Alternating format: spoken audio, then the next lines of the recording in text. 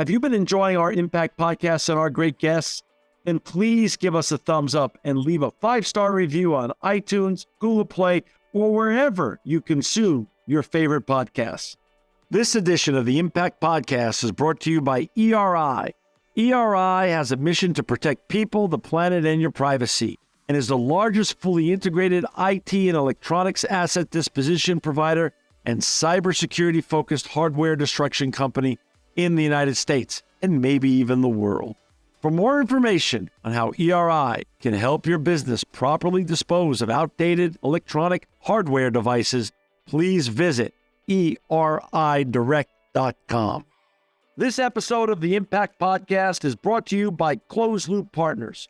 Closed Loop Partners is a leading circular economy investor in the United States with an extensive network of Fortune 500 corporate investors, family offices, institutional investors, industry experts, and impact partners. Closed Loop's platform spans the arc of capital from venture capital to private equity, bridging gaps and fostering synergies to scale the circular economy. To find Closed Loop Partners, please go to www.closedlooppartners.com.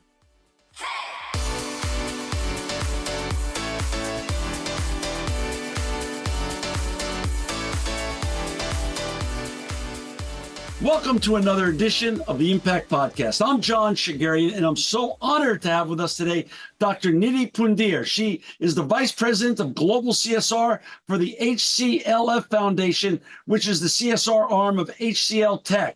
You can find her at hclfoundation.org. Nidhi, welcome to the Impact Podcast. Such a pleasure joining you here, John, and it's my honor to be with you today and looking forward to the conversation that we're going to have today.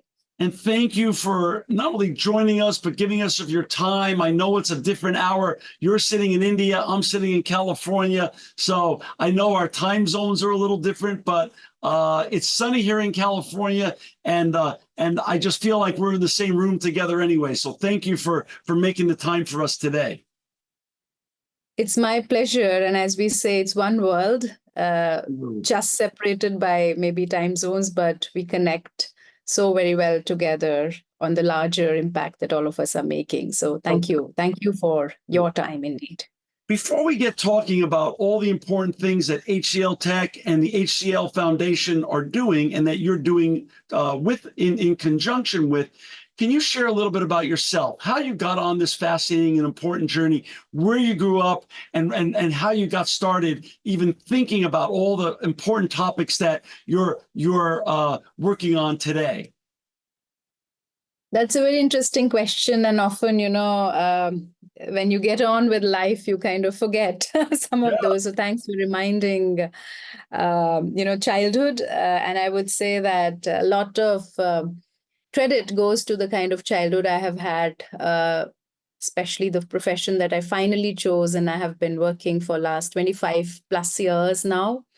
I grew up in a family of teachers in a very small town in Rajasthan, and I know Rajasthan is popular for its deserts and camels and culture and tradition. So I very much grew up in a small place there, went to a local school, a kind of, I would say very diverse school. Again, I'll give a lot of credit to the school where I went to, which was also backed by a corporate in those times, bringing that kind of education to that small place. And then I went on to study life sciences. I'm very much a science student throughout, and I have always been fascinated by sciences. Did my master's in hospital systems management, did my MPhil in health systems management.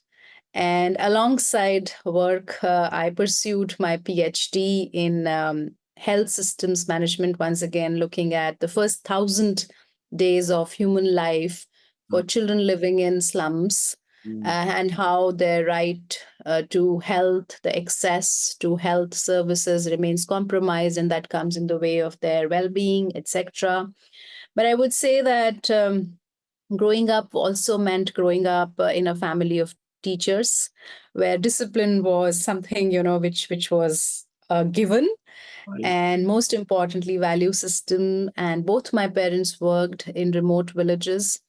in those times. And my mother often used to, when I used to ask her, why do you leave home, leave us behind and go to those villages? We can be together and we can stick around. So my mother always used to say, she's no more now, but Mm.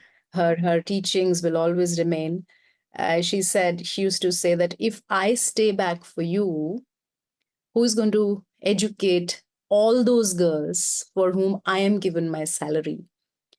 And those were the times in that state where many girls were pushed into early marriage. They would drop out of school for marriage. They would need to cohabit at a very, very young age, have their first child way before they were 18 years. So it was that time still, and we still have those incidences, but that has significantly reduced thanks to 2 3 generations of work in India. And more than, and now we are actually celebrating more than 75 years of independence. But independence meant a lot of sacrifice at the family level, by likes of my family. And my father was leading the adult literacy mission for Oh, the country. So I clearly remember in my childhood, during my break time, he would just ask me to accompany him in the remote villages. And in those times, we used to have those solar lanterns yeah. because a lot of villages did not have electricity. Wow. And there is this jeep vehicle which can actually go on sand dunes, and it can climb. And we didn't know if there's going to be a village next or not, because you could see nothing. And adult literacy, the big challenge is you cannot bring in adults during daytime. They only come together in the night time after their day job. Wow. So the whole program used to run in the evenings, late evenings, and we would go from village to village with those lanterns. People will circle around, and he would often ask me, especially when it was young girls and women, he would present me as an example that, look, we are educating her. You should educate your girls now and get yourself some education. So he developed teaching learning material, which one could actually draw symbols, script on sand using a stick. Wow. So there was no need for pen and paper, because pen and paper was completely alien in those communities. So it was, can you recognize the shape of the local stuff on which you cook? We call it chulha. I mean, the earthen stuff, so as to say. And one stick, and then the curve again, and then a shelter on it. So the local script you could actually draw, Yeah. and then women would quickly learn it because he would relate everything to all household items. So he led the conceptualization of such teaching. So education was something, I would say, which was inherent, which was there in the family. We would wake up at very early hours. I was in a way late riser because I used to wake up by 6:45 a.m. They all be up, both of them, at 4 a.m. cooking this, that, and and by the time I would have that guilt, oh my God, everybody's up. And they would have, then we all proceeded to our day jobs. And this is the upbringing I've had. And my elder brother, of course, who's also no more. But then he also used to be such a motivator, taught me cycling at a very early age. You must ride a bicycle. You must learn to ride a scooter. You must not go to a girls' only education. So I came from that kind of family, which, amidst a very conservative community, I would say, was pro education, which was pro development, extremely foresighted. My father is now 87 years old. But Wow. when we look back on the journey we've had, it's something which one can just cherish all those moments and be very, very, feel very proud of and be very privileged. So that was growing up for me. And it just left an indelible mark on you that you wanted to carry that forward. You wanted to carry the learnings and the teachings of your parents. They just didn't speak their teach. They actually included you in the process. I could just imagine you as a little girl in that Jeep with your dad. I mean, how old were you? 6, 7, 8 years old, 10 years old with your pops? Yeah, it started as early as I was 8 years, 7 years, I remember. I mean, even as a very young child, because, babysitting arrangements were not there, both of them were working. So Uh, they would take me to their respective school or office or make me sit and do something. So one actually grew up in that. And government schools, um, I remember wherever my mother used to be posted, they wouldn't have a toilet. So the first thing was she would make the collections and get a toilet made. And the moment there was a toilet constructed in the school, girls would enroll. uh, Women staff would start coming in. And mm, so I've seen that as a child. So they took their job, or that sense of duty was so ingrained. mm. And that grew in, although I did my majors eventually in hospital management, and I could have been in that safe surrounding of hospitals, and I could have worked as a CEO and made a lot of profits.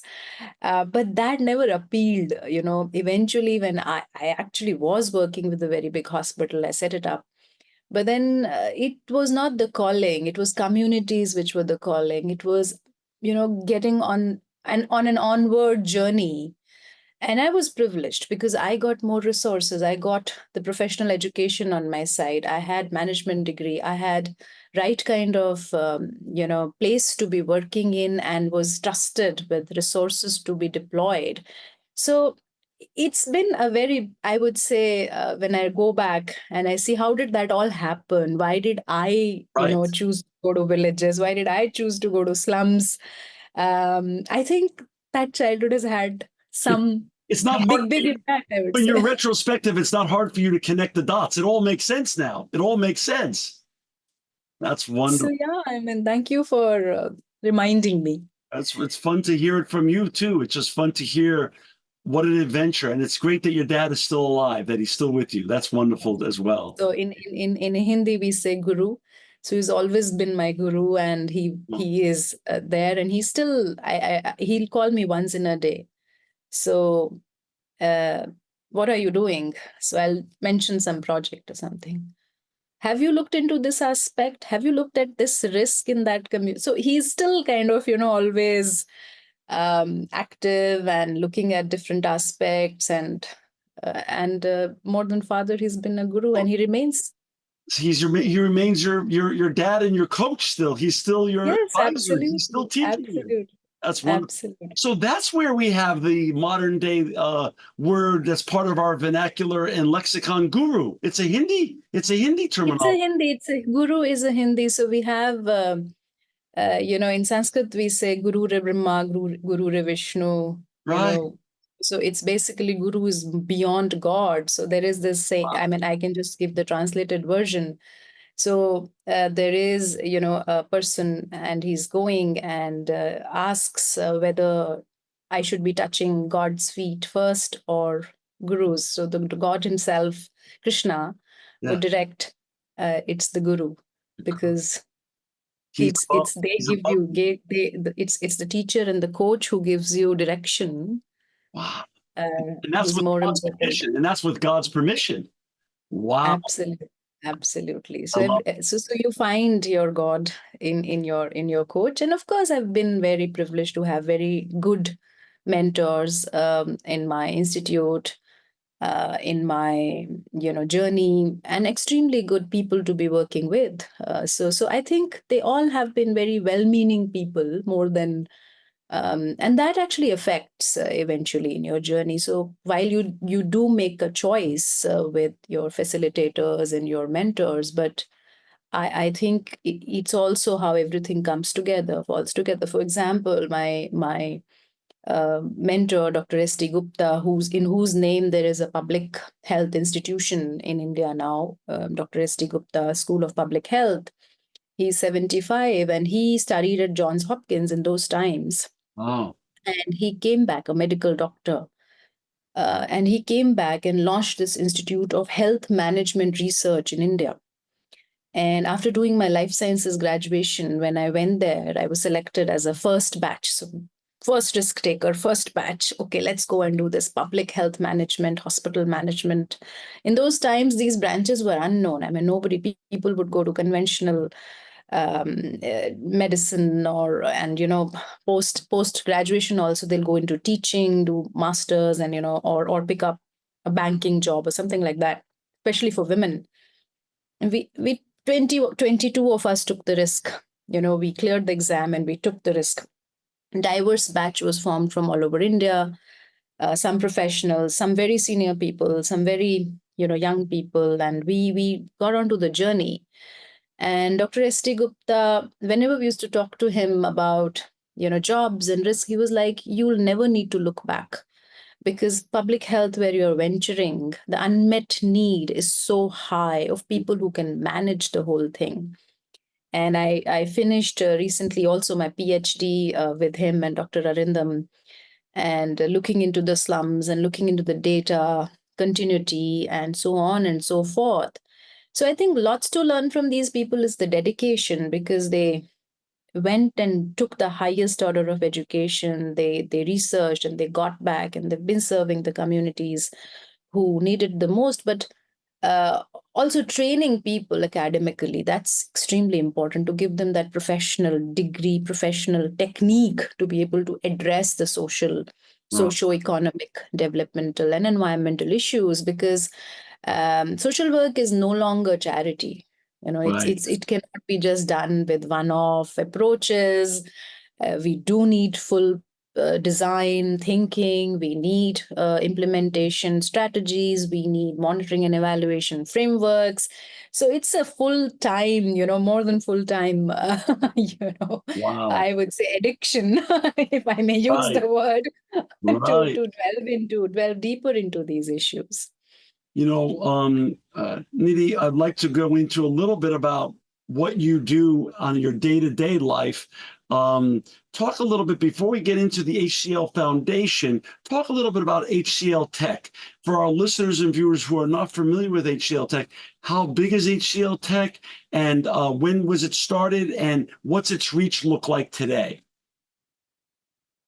Right. So again, it's almost more than 8 years for me in HCLTech Wow. already, and each year it's growing and growing and growing. And it's an IT industry fundamentally. It's a Okay. technology company, as the name already suggests.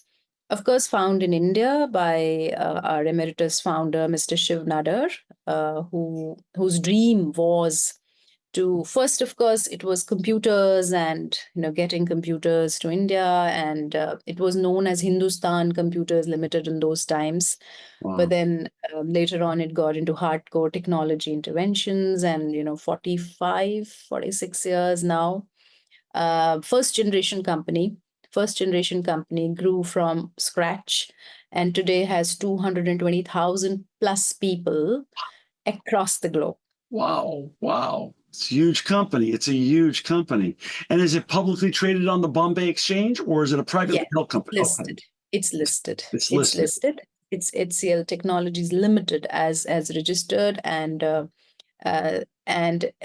it's 60 plus countries. As I said, it's close 14 billion um, you know dollars revenue, and Wow. of course, we've redefined our brand, and we've recently said that we supercharge progress.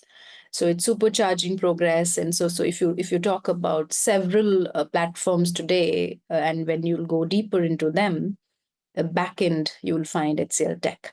So we very proudly say, if you've booked a plane ticket, if you've done banking, if you have anywhere been in contact, maybe you and I talking, who knows, Right. back end we have a bunch of our highly qualified techies fueling it. Wonderful. And now talk a little bit about the grant. I mean, we're going to talk about the foundation, but before we get to the foundation, let's talk about what is the HCL Tech grant and how does it actually work in the real world?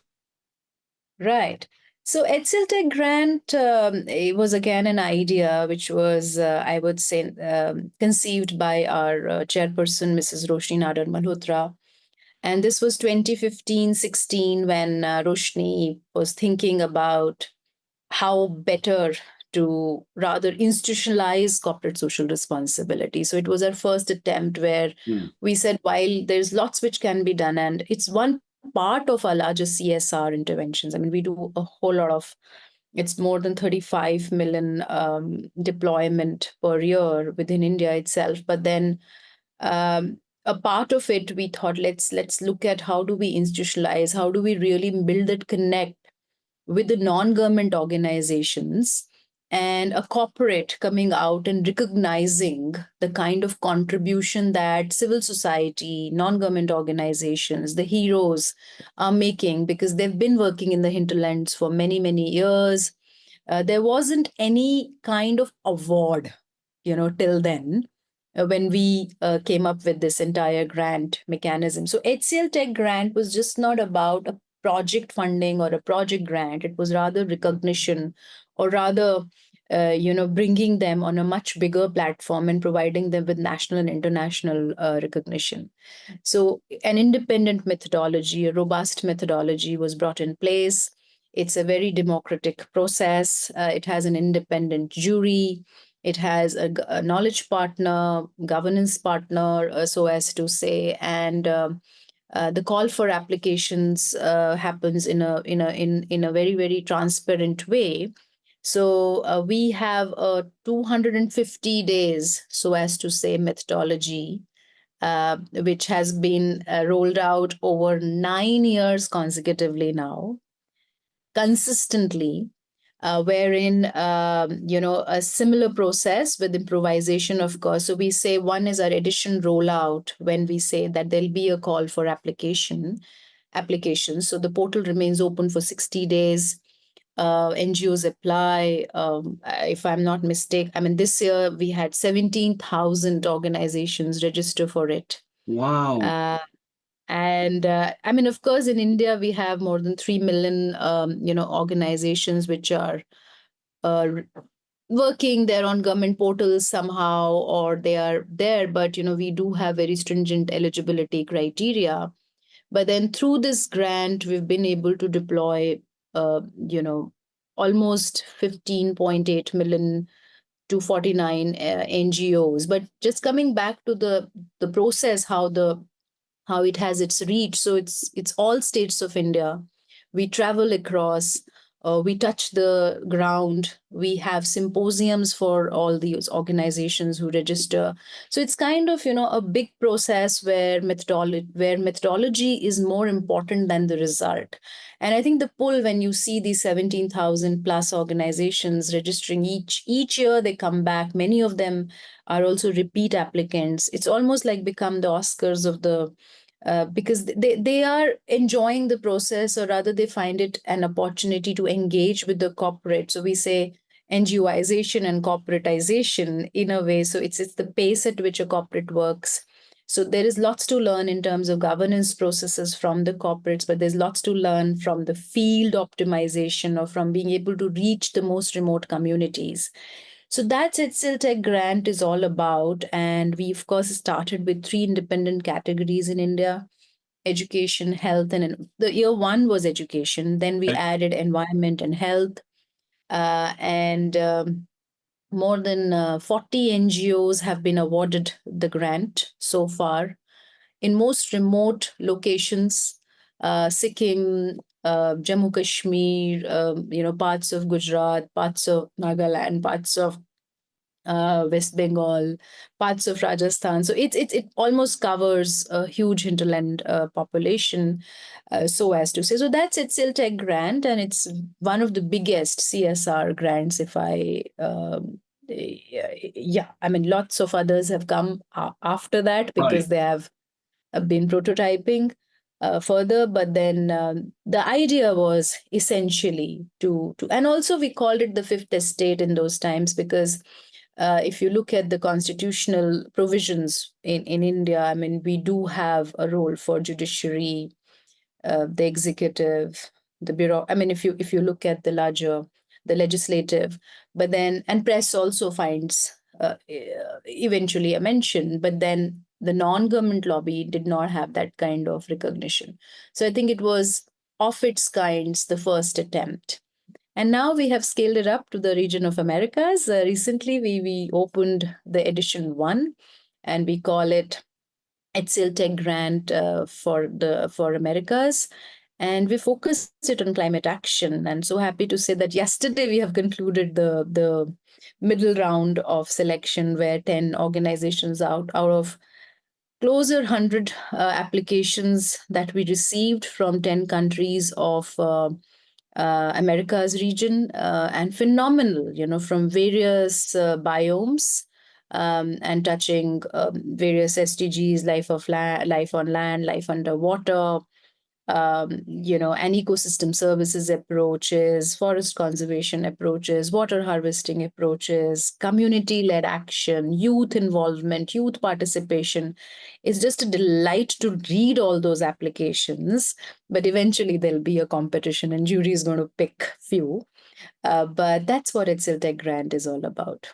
So the foundation was, we are sitting in 2024. It was 2011 when the foundation was registered. But the foundation was registered later, but the community action started, I think, as soon as HCLTech, because employees had been doing it on their own. And we have this lovely campaign called Power of One, which already existed. And Power of One is something where each employee would give a part of their salary, voluntary basis, very minimal amount, but then they contribute to a central fund. And they, more than that, they contribute their time. So we actually clock more than 100,000 to 150, depending on, so each year it's kind of, because COVID time it's slightly low, but it's gone back to 150,000 hours by our own employees just in community action. So in 2011, the HCL Foundation was also registered as an entity. And of course, it has now its own funds and 400 people on rolls. So suffice it to say, HCL Tech, at its founding, at its core, at its DNA, was not only all about the technology revolution that they wanted to bring and have India enjoy, but they were also very community minded in terms of philanthropy and giving back, as you say, not only of capital, but of time from its inception. In 2011, it was just the codification of all this philanthropy, both monetary and also time, which created the foundation, which you've been at for 8 years now. Absolutely. So I think it was more about making a little more organized efforts and more from the legal perspective also, because there's a difference in a not-for-profit and a for-profit entity.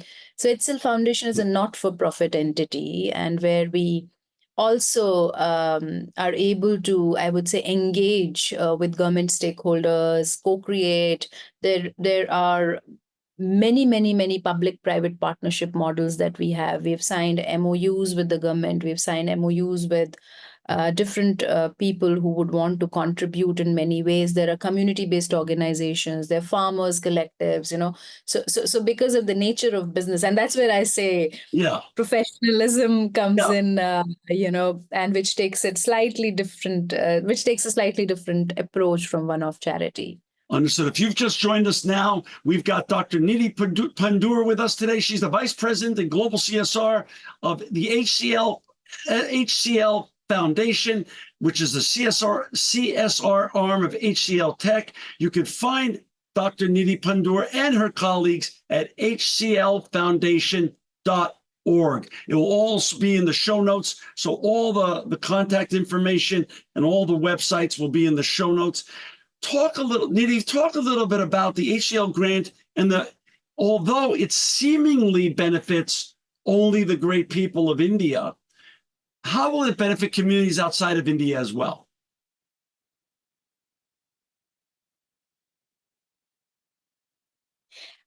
So HCL grant, I think it's kind of already, I would say it's 9th year now, and we have set a model in one of the biggest democracies, country with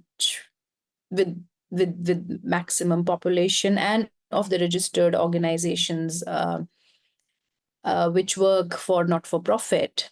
So the model has already been replicated in certain parts. Our own partners are also working. For example, if we are working on a bee conservation model in parts of Nilgiris, or we are working on spring conservation on parts of Nilgiris or Gujarat, or if we are doing on community governance, the green community governance campaign. So some of these campaigns are already reaching parts of Africa, parts of South Americas. There is a huge network out there through which these best practices are already propagating.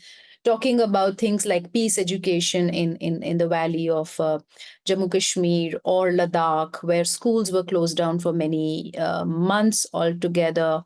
These modules have been adopted not by the local union territory ministries, or talking about the malnutrition, indigenous solutions of malnutrition in West Bengal, villages of West Bengal, which have already been scaled up at the level of by government across the state. I would say, these innovations or these techniques that work with local communities have already found place across, because we have similar communities across the world, parts of Indonesia, parts of Africa, parts of South America, and so on and so forth. Also, there are models around hunger, there are models around poverty alleviation, there are models around ecosystem conservation, native species conservation, flora, fauna, so on. And so there's a lot of research which HCLTech grant has been able to fund. There's a lot of innovation, there's a lot of community connect. How do we really? So all these best practices also have been documented uh, in depth in our compendium, which we propagate across the world. And it's called the Fifth Estate. So this year Oh. we had the volume 7 coming out, which is also available. So that is, I would say, a gift for the larger international development community. But we've actually we've come to Americas now.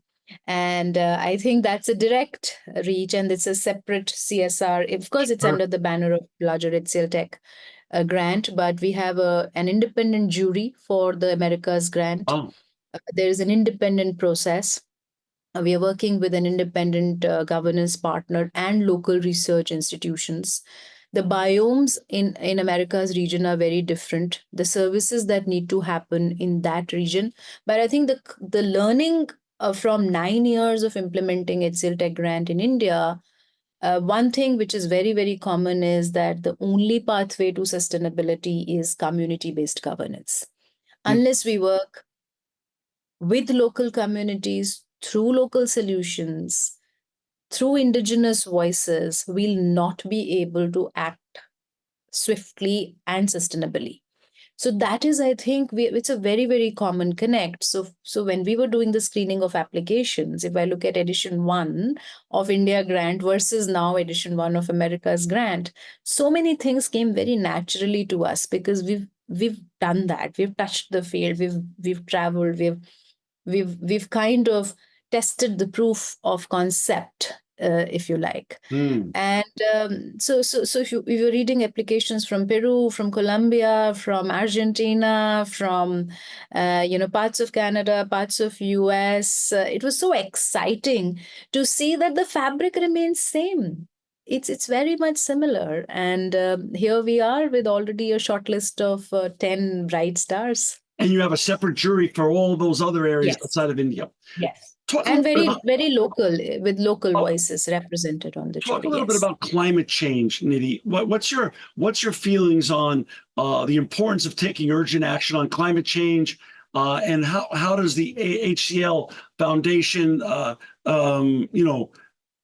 best exercise its ability to effectuate climate change, action and now?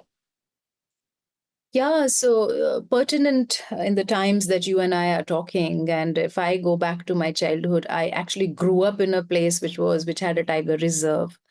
And if you talk about it now, I mean, we are talking about water scarcity, we're talking about polluted air, we are breathing polluted air, so as to say. So it's very much an urgency or an emergency situation, and the recent the conclusion from COP, where it was all about eventually the fund, the climate action, the disaster reduction and adaptation and mitigation.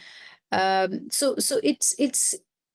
I mean, we just can't wait. I mean, there's nothing Yeah. like that. We can even wait now. Yeah. So our climate action grant in Americas is a clear message that we really want to invest, we are concerned, we want to get into community action.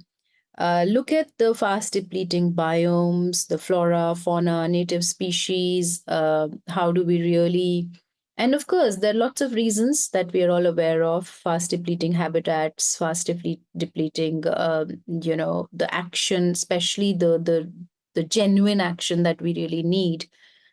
Forest fires and all are, of course, continuing phenomena, but the carbon footprint, a massive carbon footprint that we have, and how do we really? So I think we've been very much ESG compliant as a group. Of course, we are an IT industry, so in general also we are low. But then, if I look at through our CSR initiatives, we've been able to conserve the last validated figure is 57 billion liters of water Wow. through our water bodies, which we have rejuvenated from scratch through our various interventions on water conservation with communities, with government. And those are now such beautiful sites. I mean, I was at one site yesterday, and which used to be a wasteland. I spotted at least 15 to 20 new types of birds. Wow. It was full of water.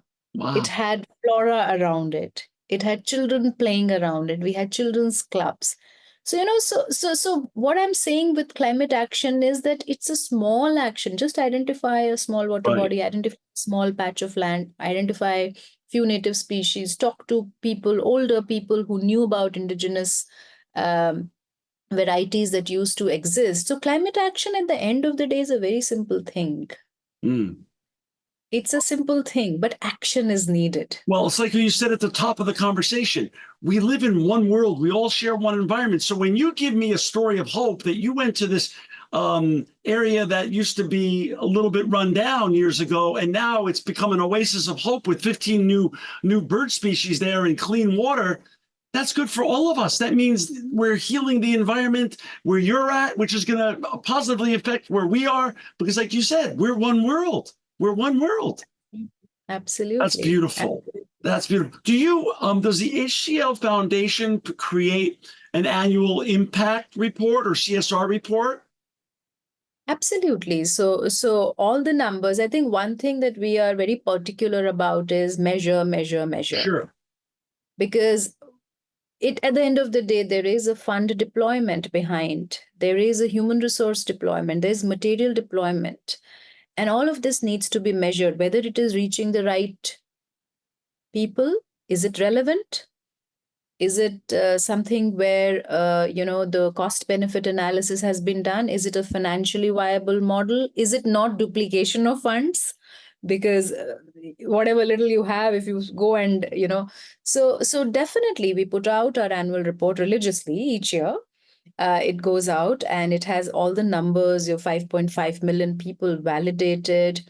We are working with people living with disabilities. We're working with transgender communities. We're working with young children. That's also a big focus for us because early childhood development, care and development is critical.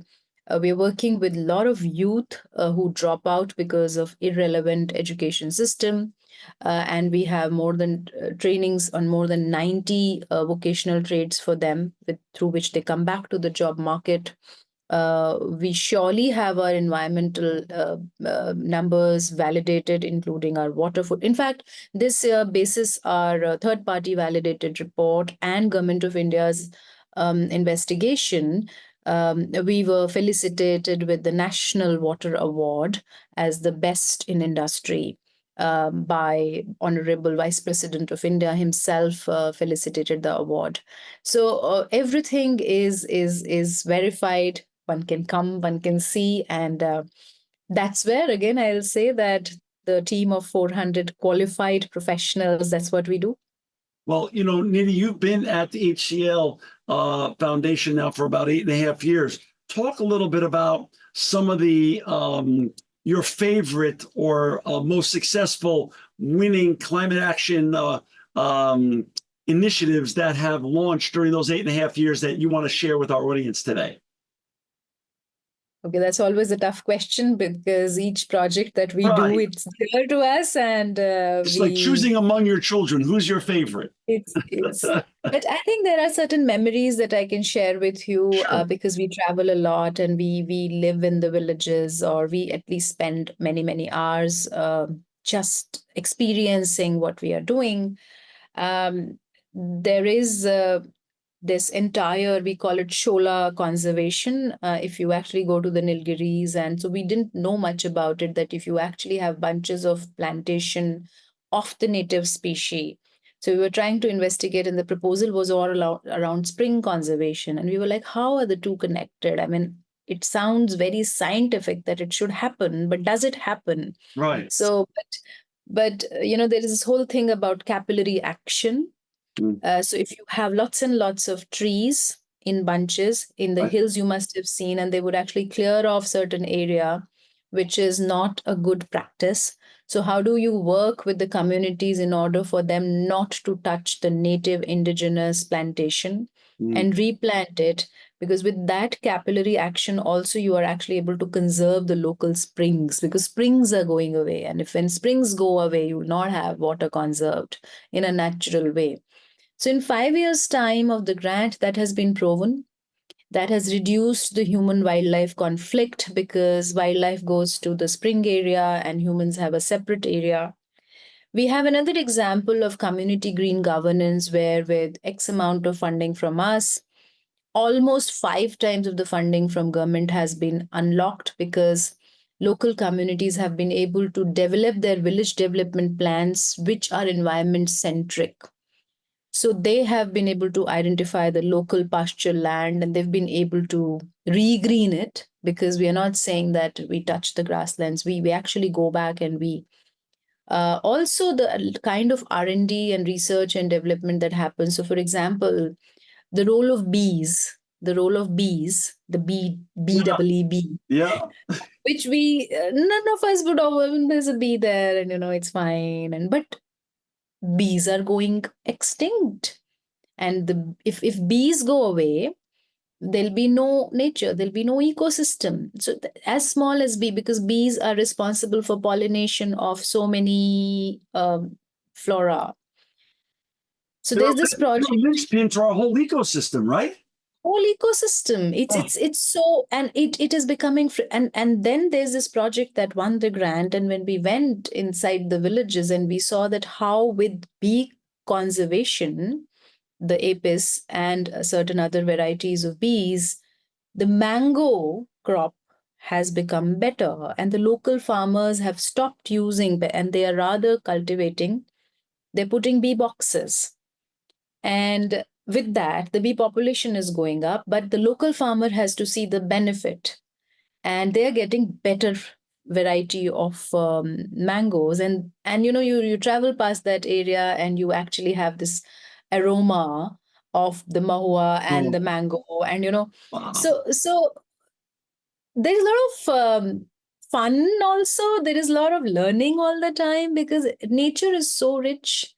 You can never finish learning about it. And when you are able to, Let's go back to your last example. You said you were doing a project and you unlocked the government provided, it was a partnership with the government that provided 5x of what your investment was. So you're a big believer in leveraging the power of cross-sector collaborations to create sustainable solutions. Absolutely, absolutely. No question on that, because partnerships, I mean, if we go to the goal number 17 of SDGs, fundamental to the success of any development program, because we can never ever think about getting success if we worked in isolation, or if we duplicated the state system's efforts, or if we did not talk to our stakeholders, we did not have co-creation on a table. together. Because if you look at the state systems, they are equally concerned. They are equally putting out their Right. plans, and they're putting out the funds in much higher their human resource. There is a system in place, but there's still hinterlands. There are still places. If you look at certain pockets, they still are not in the mainstream. There's high level of maternal mortality, or there's high level of wildlife conflict, or so on and so forth. So there are several issues which need a resolution, which need innovation, which need research, which also need a longer term work and commitment. So we actually get into formal partnership with the state, or the communities with whom we work, they get into. So for example, if you are able to help the village with their village development plan, and if you are able to work with them such that they prioritize their own funding, it's a much more sustainable way of working than just going and doing it for them, because then you are making them dependent on some external resource, which is going to fade out one fine day. Right. So partnership with communities is also critical, very critical. The most important critical partnership is with the communities. Got it. And got it. Let's go back to the impact and CSR report. You produce that every year. What time of year does that come out approximately every year? So usually it's the end of first quarter Q1, which Right. would be around May, June, is when we kind of And have once it comes out, it because lives we in, have to have audited figures. right. And once it comes out, it lives in perpetuity on HCLFoundation.org. Yes, both at HCLTech and HCL Foundation. It So our goes out. listeners and viewers can find that and look at all. And our recent, all reports are there. All reports. Wonderful. They're all there. All compendiums are there. There are many videos. If you really want to travel, Great. maybe you don't physically travel, but all Yeah. the videos of HCL Tech India grant, and now there'll be America's grant also. They are journey within themselves. So you can watch them. And like you said, you need to have all these issues measured, because how are you as a leader, as the vice president of global CSR, how are you going to manage them if you don't have measurable outcomes? So it makes so much sense to put a compendium report together every year, and for your own sake and your other leaders' sake, and then also for your constituents and the public at large's sake too. Absolutely. And it's also a matter of accountability. Right. I mean, if you look at companies, they have to put out their P&L. That's right. So, and in this segment, it's rather more important, because where is the money going? Where's the resource going? Where is the time going? So corporate social responsibility is a serious business. It is a 24/7 plus, because we also respond to humanitarian needs. We've recently responded to the Michong cyclone. I remember I was in COP, and then I got a call that a cyclone has hit Chennai, and I took the first flight back. The airport was still to get operational, so one was contemplating which. So I think on one side, where you are part of the larger policy advocacy agenda, the other side you are actually trying to revive the pond example I gave you, the bees example I gave you, the spring example I gave you. We are still hit with disasters, and we got to be ready with our preparedness and be on ground. So I think at the end of the day, and all those relief kits, where do they go? So we even measure all of that. It's important. It's something where we should not compromise if we are in the socioeconomic. And I'm a firm believer, and so is my team. Nidhi, we talked earlier in our conversation, we talked a little bit about your dad, who's now 87, and he still calls you every day. He's still your guru. You're very relatively young still, obviously, and you have longevity in your family. So, you have decades and decades more to live healthy and accomplish. What are you most excited about accomplishing in the future, in the years to come?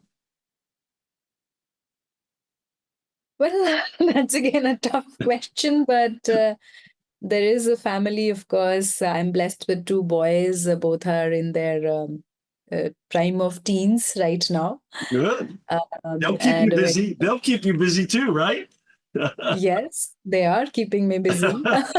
And of course, my supporting a husband, a friend, um, personal front, and a very big family, of course. So we all celebrate, and all of them are quite accomplished in their own fields. So there's a lot of celebration that goes around. So I would very much want to be in, and of course the batch I talked about, 22 people at masters, and then of course PhDs and all. It's difficult to keep track of, but then alumni associations definitely are very attractive, and we spend a lot of time together, and that gives me professional fuel.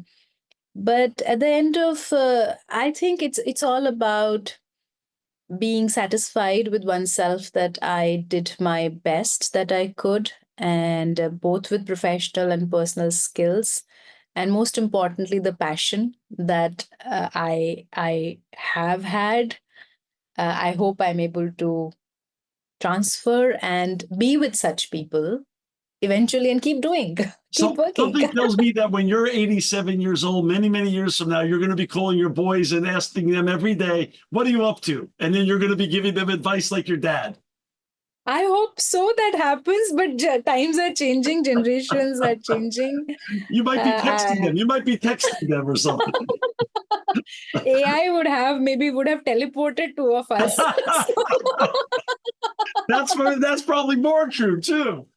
How can our listeners and viewers get more involved and support your foundation? Before I let you go, how can people who are motivated and excited about what they heard about what you're doing today with the HCL Foundation, how can they get more involved and how can they support? So, of course, we have volunteering opportunities across our programs. Write to us, intern with us. We have many interns who come with us, short term, long term. You can be involved in surveys, you can be involved in measuring, you can be involved in implementation. We have a team of 400 individuals plus 200 partners, through whom another 2,500. So all welcoming, and just show up, show your interest, and there'll be something for you. Well, listen, one thing I want to wish you is continued good health, continued success. I want to thank you for your time today, especially because time is the most precious thing we all have. Thank you for your time to share not only your background and your history, but the wonderful and important and impactful work you're doing at the HCL Foundation. For people who want to find Dr. Nidhi Pundhir and her colleagues and all the important work they're doing at the HCL Foundation, please go to www.hclfoundation.org. Dr. Pundhir, thank you for everything you do. Thank you for this wonderful conversation. I hope to have you back on the Impact one day and continue to hear about your journey at the HCL Foundation and in life. And I just want to thank you for you and all your colleagues at HCLTech and HCL Foundation for making the world a better place. Such a pleasure interacting with you, John. And it's been totally, I would say, last 1 hour, one didn't realize where it. And thank you for taking back to childhood memories, as well as the hinterlands where we work. And I will remain committed and will continue to do what we can. Thank you so much. Such a pleasure. Thank you. This edition of the Impact Podcast is brought to you by Engage. Engage is a digital booking platform revolutionizing the talent booking industry. With thousands of athletes, celebrities, entrepreneurs, and business leaders, Engage is the go-to spot for booking talent, for speeches, custom experiences, live streams, and much more. For more information on Engage or to book talent today, visit letsengage.com. This edition of the Impact Podcast is brought to you by ERI.